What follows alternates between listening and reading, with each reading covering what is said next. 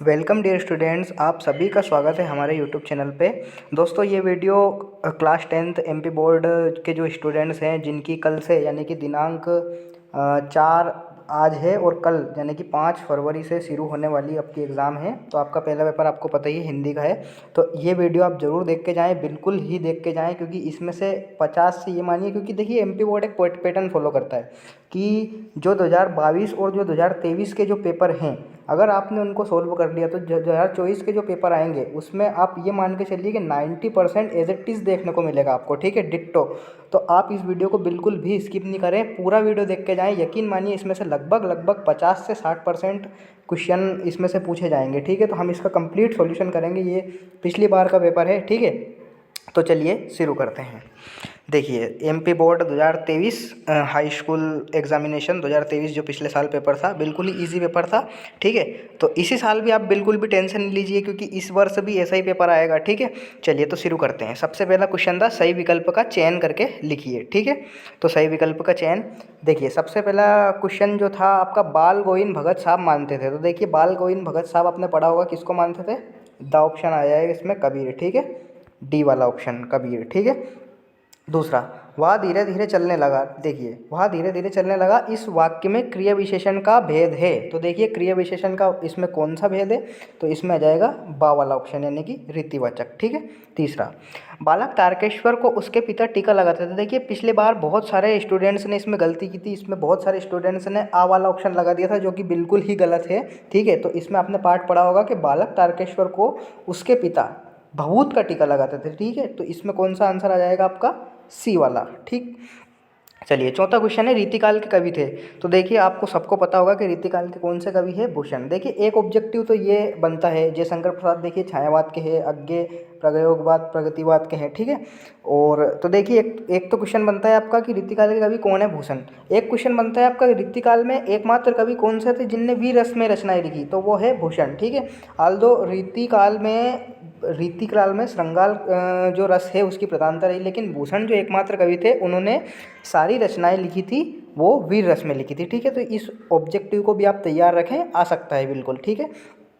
पांचवा क्वेश्चन है, तुलसीदास की रचना है। तो देखिए, तुलसीदास की आप सबको पता ही होगा, तुलसीदास की रचना कौन सी है? विनय पत्रिका। देखिए, सूरसागर रचना जो है वो सूरदास जी की है, तो सूरसागर आप ना लगाएं, इसमें आंसर आएगा आपका शी वाला ऑप्शन, यानी कि विनय पत्रिका, ठीक है। छठा क्वेश्चन जो है, 10वें रस का नाम है। तो आप सबको पता है 10वां रस कौन सा है? वात्सल्य रस, ठीक है। इसमें वात्सल्य रस आ जाएगा, ठीक है। दूसरा क्वेश्चन, चलिए चलते हैं अब रिक्त स्थान की ओर। देखिए, सबसे पहला क्वेश्चन पूछा गया है, संधि के रिक्त स्थान भेद होते हैं। तो आप सबको पता ही है संधि के कितने भेद होते हैं? संधि के 3 भेद होते हैं। कौन कौन से? पहला होता है स्वर संधि, दूसरा होता है व्यंजन संधि, तीसरा होता है विसर्ग संधि, ठीक है।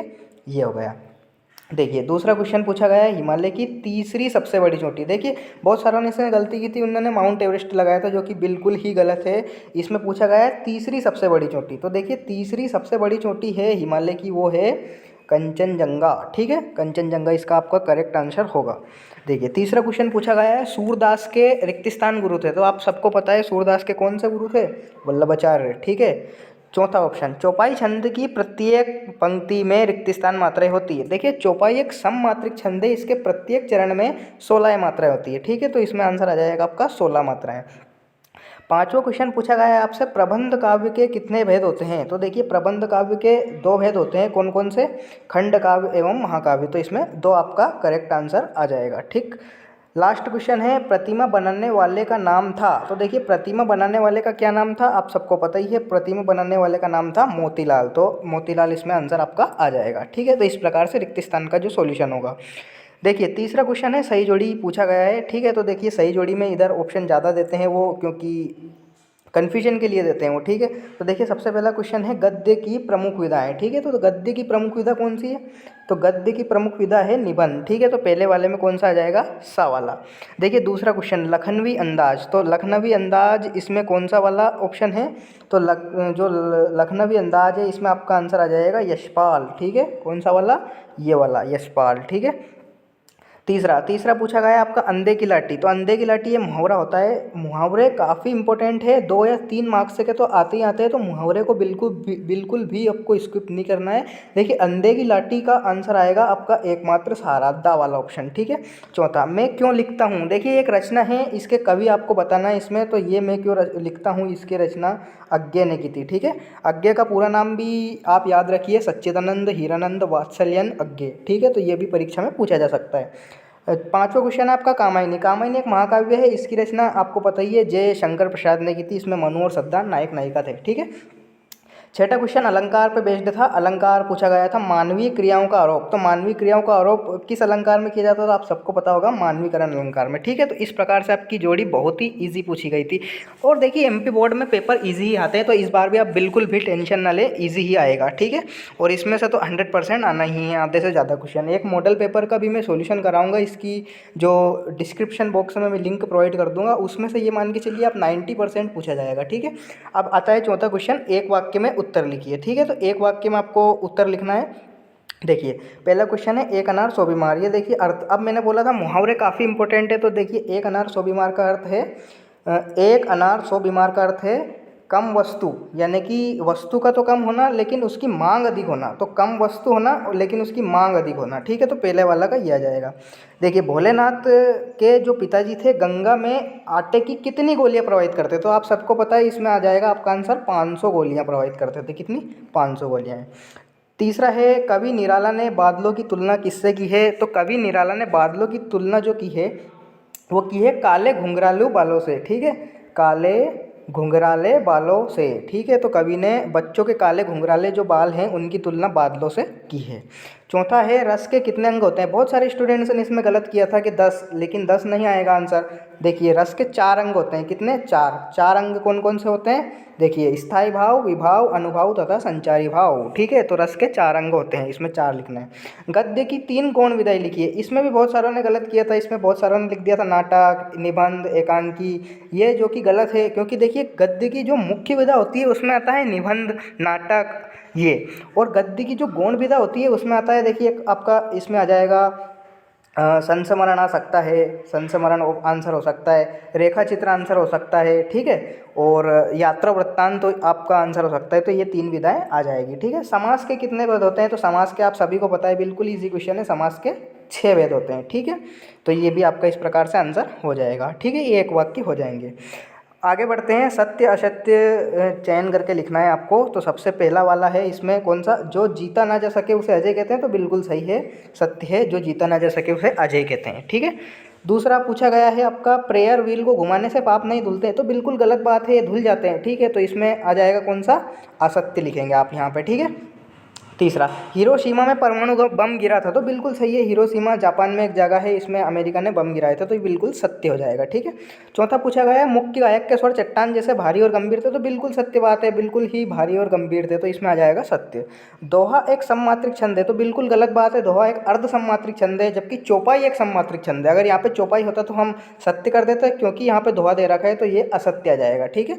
छठा क्वेश्चन पूछा गया है, आदमी ने पहल आग का आविष्कार किया। तो बिल्कुल सही बात है। देखिए आदि मानव के टाइम पे सबसे पहले उन्होंने पत्थरों से घिस घिस के आग लगाई थी। तो सबसे पहले उन्होंने आग का आविष्कार किया था। तो इस प्रकार से आपका आग आविष्कार आ जाएगा, सही है, ये सत्य है, ठीक है। छठा क्वेश्चन पूछा गया है, यशपाल और मनु भंडारी की साहित्यिक परिचय। देखिए 2 नंबर का क्वेश्चन है, आप कुछ भी इसमें 2 रचनाएं लिख दीजिए, भाषा शैली थोड़ा सा लिख सकते हैं, तो ये 2 नंबर आपको मिल जाएंगे। तो कोई सा भी कर सकते हैं, यशपाल, मनु भंडारी, बिल्कुल ही ईजी है, ठीक है। सेनानी ना होते हुए भी चश्मे, देखिए 2 नंबर का ये भी क्वेश्चन है, इसमें आप कोई सा भी कर सकते हैं, ठीक है। चश्मा लगाते थे, ये वाला पार्ट है वो वाला, ठीक है। तो इसमें भी आप कर सकते हैं, कैप्टन जो चश्मा लगाता था, ठीक है। ये बिल्कुल ही ईजी क्वेश्चन है, कोई सा भी कर सकते हैं। आठवां क्वेश्चन पूछा गया है, सेनाई की दुनिया में। ये देखिए दोनों ही, ये भी ईजी है, कोई सा भी कर सकते हैं आप, ये वाला कर सकते हैं, अथवा का ऑप्शन दे रखा है, तो कोई सा भी कर सकते हैं, ठीक है। नौवां क्वेश्चन, मुहावरे। मुहावरे और समास दोनों में ही इजी क्वेश्चन है। देखिए मैंने बोला था मुहावरे बहुत ही आईएमपी है, ये हर बार परीक्षा में आते ही आते हैं, तो आपको इनको स्किप नहीं करना है। मैं बता देता हूँ। देखिए पहला दे रखा है, खून पसीना एक करना। इनका वाक्यों में प्रयोग भी लिखना है। तो देखिए खून पसीना एक करना का अर्थ होता है कठिन परिश्रम करना। क्या करना, कठिन, यानी कि कड़ी मेहनत करना। तो देखिए इसमें वाक्यों में प्रयोग आप ऐसा कर सकते हैं कि मोहन ने बोर्ड परीक्षा के लिए खून पसीना एक कर दिया, ठीक है। ये आपके लिए एक मोटिवेशन के तौर पे मैंने उदाहरण दे दिया है, क्योंकि खून पसीना एक करना मतलब कठिन मेहनत करना। तो आप भी बिल्कुल कठिन परिश्रम कर दीजिए, खून पसीना एक कर दीजिए, ठीक है। जिसके बाद पूछा गया है दाल ना गलना। तो देखिए दाल ना गलना, अगर आपका कहीं दाल नहीं गलती है मतलब उसका अर्थ होता है काम ना होना, ठीक है। तो आपका यहाँ पे लिख सकते हैं आप दाल नहीं गली मतलब काम नहीं हुआ किसी का, ठीक है। अगला पूछा गया है निम्नलिखित शब्दों का समास विग्रह कर समास का नाम लिखिए। तो देखिए सबसे पहला पूछा गया है पंचवटी। तो देखिए पंचवटी 5 वटों का समूह होता है, और अगर जिस शब्द में जिस समास में पहले पद में संख्या आ जाए तो वहाँ पे होता है द्विगु समास, ठीक है। तो यहाँ पे आपका आंसर आ जाएगा द्विगु समास, 5 वटों का समूह, ठीक है। द्विगु समास बहुत ही आसान है। नीलांबर, देखिए नीलांबर का अर्थ होता है नीला अंबर, यानी कि नीला इसकी विशेषता बता रहा है, और जो अंबर पद है ये आसमान, ये है इसका विशेष्य। तो देखिए ये विशेषता बता रहे हैं, तो इसमें आ जाएगा आपका आंसर कर्मधारय समास। अगर यहाँ पे पीताम्बर होता तो देखिए पीताम्बर का अर्थ निकलता है पीला है अंबर, या पीले वस्त्र धारण करने वाले, तो ये विष्णु भगवान है, तो वहाँ पे आ जाएगा बहुब्री समास, ठीक है। गलती ना करें, बिल्कुल ही ईजी क्वेश्चन है, ध्यान रखना है, ठीक है। 10वां क्वेश्चन पूछा गया है भोलानाथ और उसके साथियों। देखिए इजी क्वेश्चन है, कोई सा भी कर सकते हैं, हिरोशिमा विस्फोट वाला कर सकते हैं, 2 नंबर का, बिल्कुल ही ईजी क्वेश्चन है, ठीक है। अगला पद्य साहित्य में से पूछा गया है प्रगतिवाद काव्य की 2 प्रमुख विशेषताएं। रीतिकाल, देखिए रीतिकाल की आप लिख सकते हैं, प्रगतिवाद की भी इजी है, लेकिन रीतिकाल की लिख सकते हैं। तो सबसे पहले रीतिकाल में कौन से रस की प्रधानता रही, तो श्रृंगार रस की प्रधानता रही, ठीक है। तो ये वाला लिख सकते हैं आपके रीतिकाल में श्रृंगार रस की प्रधानता रही। दूसरा इसमें लिख सकते हैं आपकी आश्रयदाता, यानी कि जो आश्रयदाताओं का यशगान किया गया है, तो आप ये वाला भी लिख सकते हैं, ठीक है। अगले चलते हैं सूरदास अथवा नागार्जुन की। देखिए कोई सा भी कर सकते हैं आप, सूरदास का मेरे अकॉर्डिंग कीजिए, सूरदास की रचनाएं लिख सकते हैं आप, सूर साहित्य, सूरसावली, साहित्य लहरी, ठीक है। भाव पक्ष कर सकते हैं कि इन्होंने कृष्ण भक्ति की, सूरदास ने कौन सी भक्ति की, कृष्ण। अगर यहाँ पे तुलसीदास आ जाए तो तुलसीदास में आपको लिखना है राम भक्ति, ठीक है। तो बिल्कुल ही ईजी क्वेश्चन है। कवि आत्मकथा लिखने से क्यों बचना चाहता है, परशुराम के क्रोध। तो देखिए बिल्कुल ईजी है, परशुराम के क्रोध वाला कर सकते हैं, आपने सबने रामायण देखी है, पाठ भी पढ़ा है, ठीक है। तो ये कोई सा भी कर सकते हैं आप, बिल्कुल ही ईजी क्वेश्चन है। कविता का उत्साह शीर्षक क्यों रखा गया है, संगीत का संगतकार के माध्यम से। देखिए कोई सा भी कर सकते हैं, अगेन मैं कह रहा हूँ 2-2 मार्क्स के छोटे छोटे क्वेश्चन है, बिल्कुल इजी। ये तो मैं बोल रहा हूँ कि अगर पार्ट भी आपने पढ़े होंगे तो आप बिल्कुल ही इजीली इनको कर लेंगे, ठीक है। तो बिल्कुल इजी क्वेश्चन है, कोई सा भी कर सकते हैं। देखिए खंड काव्य की 2 विशेषता पूछी गई है, तो ये लिख सकते हैं कि जीवन के एक खंड का जिसमें चित्रण होता है, कोई सा उदाहरण लिख सकते हैं पंचवटी, जयद्रथ, ठीक है, मैथिली शरण गुप्त वाला। या फिर आप मेरे अकॉर्डिंग श्रृंगार रस कीजिए। श्रृंगार रस की परिभाषा लिख सकते हैं कि जहाँ रति नामक स्थायी भाव का विभाव अनुभव तथा संचारी भाव से संयोग होता है, वहाँ पे कौन सा रस होता है, वहाँ पे श्रृंगार रस होता है। उदाहरण लिख सकते हैं बरतस लाल लाल की मुरलीधरी का वो वाला, ठीक है। चौपाई छंद की परिभाषा लिखनी है यहाँ पे। देखिए 16वां नंबर का क्वेश्चन है, और अच्छी बात यह है कि इसमें 16 ही मात्राएं होती है, ठीक है। तो सममात्रिक छंद है, इसके प्रत्येक चरण में 16 मात्राएं होती है। सममात्रिक छंद है, याद रखिए, क्वेश्चन में पूछा जा सकता है। सममात्रिक छंद है, इसके प्रत्येक चरण में 16 मात्राएं होती है। इसका उदाहरण लिख सकते हैं आप मंगल भवन, अमंगल हारी, द्रवंश दशरथ, अजर बिहारी, बिल्कुल ही ईजी है। अनियुक्ति अलंकार भी लिख सकते हैं आप, कोई सा भी लिख सकते हैं। देखिए कहानी और उपन्यास में बिल्कुल ईजी आ जाएगा। उपन्यास एक बड़ा रूप होता है, कहानी एक छोटा रूप होता है। अब बड़ा रूप उपन्यास है तो उसमें पात्रों की संख्या क्या होगी, अधिक होगी, और कहानी में पात्रों की संख्या कम होगी। उदाहरण लिख सकते हैं उपन्यास सम्राट, एक आईएमपी ऑब्जेक्टिव है, याद रखिए कि उपन्यास सम्राट के नाम से किसे जाना जाता है, तो उपन्यास सम्राट के नाम से जाना जाता है मुंशी प्रेमचंद को, ठीक है। तो ये आईएमपी ऑब्जेक्टिव है, याद रखिए, ठीक है। मुंशी प्रेमचंद को क्या जाना जाता है, उपन्यास सम्राट। अगला चलते हैं। देखिए अगला पूछा गया है निम्नलिखित गद्यांश की सप्रश्न व्याख्या। तो देखिए बिल्कुल इजी क्वेश्चन है, इसमें संदर्भ प्रसंग व्याख्या करनी है, 3 नंबर में पूछा जाता है संदर्भ प्रसंग व्याख्या, बिल्कुल इजी क्वेश्चन है, आप कोई सा भी कर सकते हैं, ठीक है। 18वां 19वां है मीठी बोली का महत्व विषय पर अनुच्छेद लिखिए। देखिए 3 नंबर का क्वेश्चन आता है कि अनुच्छेद लिखिए, तो अनुच्छेद लिख सकते हैं आप, या फिर इसमें पत्र जो बोलते हैं विज्ञापन लेखन आता है तो वो वाला कर सकते हैं आप। देखिए संवाद आता है इसमें, ठीक है। तो एक क्वेश्चन आएगा, ये तो बढ़ती महंगाई के ऊपर संवाद कर सकते हैं, बिल्कुल ही ईजी है ये, ठीक है। कोई सा भी इन दोनों में से कर सकते हैं। अगला है 20वां पद्य में से पूछा गया है कि संदर्भ प्रसंग व्याख्या कीजिए। तो देखिए संदर्भ प्रसंग व्याख्या बिल्कुल ही ईजी है, कोई सा भी आप कर सकते हैं दोनों में से, ठीक है। तो संदर्भ प्रसंग ये वाला कर सकते हैं, ये वाला कर सकते हैं, बिल्कुल ईजी है, ठीक है, पाठ के अंदर से ही है।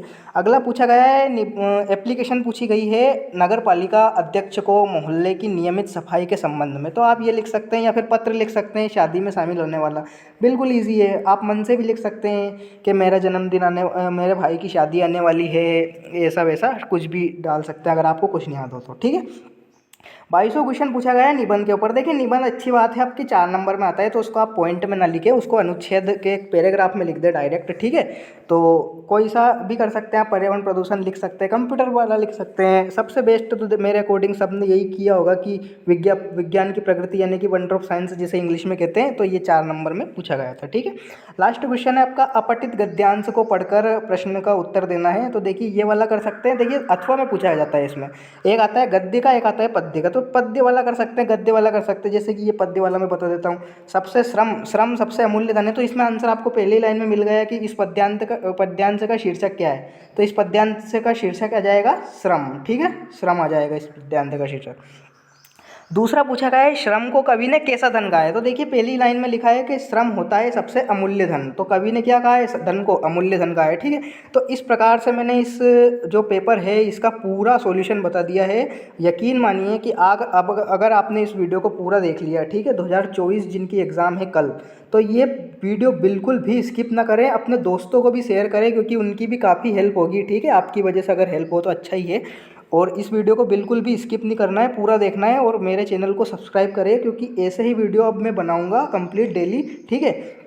बिल्कुल भी आपको टेंशन लेने की ज़रूरत नहीं है, मैं सारा सॉल्यूशन कराऊंगा कंप्लीट। जब तक आपकी बोर्ड परीक्षा चलेगी मैं आपके साथ हूँ, ठीक है, स्टूडेंट्स के साथ हूँ, 10th वालों के साथ, 12th वालों के साथ। आपको कोई भी डाउट हो तो मुझे कमेंट सेक्शन में ज़रूर बताइए, और अच्छे से तैयारी कीजिए। और इस प्रकार आपका जो मैंने कंप्लीट वीडियो बता दिया है, ठीक है। तो मिलते हैं नेक्स्ट वीडियो में, तब तक के लिए जय हिंद, बाय, टाटा, वंदे मातरम।